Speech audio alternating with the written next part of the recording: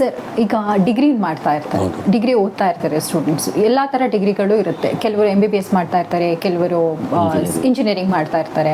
Many degrees are like that. ಈಗ ನಾನು ಕೇಳ್ಪಟ್ಟ ಹಾಗೆ ಇಂಜಿನಿಯರಿಂಗ್ ಮಾಡಿರೋರು ಬೇಗ ಕ್ರ್ಯಾಕ್ ಮಾಡ್ತಾರೆ, ಈಸಿ ಆಗುತ್ತೆ ಅವರಿಗೆ ಅಂತಾರೆ. ಇದು ಹೇಗೆ? ಯಾವ ಡಿಗ್ರಿ ಮ್ಯಾಟರ್ ಆಗುತ್ತೆ? ಆ್ಯಕ್ಚುಲಿ UPSC ಅಂತ ಬಂದಾಗ ಯಾವ ಡಿಗ್ರಿನೂ ಮ್ಯಾಟರ್ ಆಗೋಲ್ಲ. UPSCಯಲ್ಲಿ ಡಿಗ್ರಿ ಒಂದು just channel to go to attend the exam. Degree ಆಗಿರಬೇಕು ಅಂತ. ಈಗ ಫೈನಲ್ ಇಯರ್ ಇದ್ದವರು ಕೂಡ UPSC ಪ್ರಿಪ್ರೇಷನ್ ಮಾಡ್ತಾರೆ.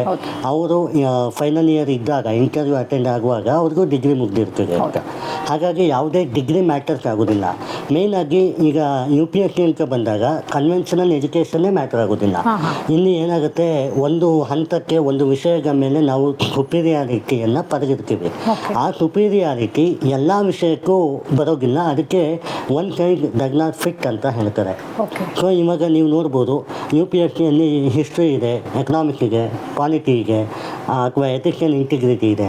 ಇಲ್ಲಿ humanity, technology, science, arts, commerce, economics ಎಲ್ಲವೂ ಕೂಡ ಕಂಬೈನ್ ಆಗಿರೋದ್ರಿಂದ ಇಲ್ಲಿ ಯಾವುದೇ ಥರದ ಡಿಗ್ರಿ ಮ್ಯಾಟರ್ಸ್ ಆಗೋದಿಲ್ಲ. ಒನ್ಲಿ ಥಿಂಗ್ UPSC ಅಂತಲೇ ನೋಡ್ಕೊಂಡು ಬರಬೇಕು ಹೊರತು ನಾನು ಈ ಡಿಗ್ರಿಯಲ್ಲಿ ರ್ಯಾಂಕ್ ಬಂದಿದ್ದೀನಿ ಅಥವಾ ನಾನು ಇಲ್ಲಿ ಫೇಲ್ ಆಗಿದ್ದೀನಿ ಅಥವಾ ನನಗೆ UPSCಯಲ್ಲಿ ನಾನು ಇಲ್ಲಿ ಕನ್ನಡದಲ್ಲಿ ಡಿಗ್ರಿ ಮಾಡಿದ್ದೀನಿ, ನನಗೆ ಬರೋಕ್ಕಾಗುತ್ತಾ ಇಲ್ವಾ, ಆ ಥರ ಏನಿಲ್ಲ. UPSC different ball game.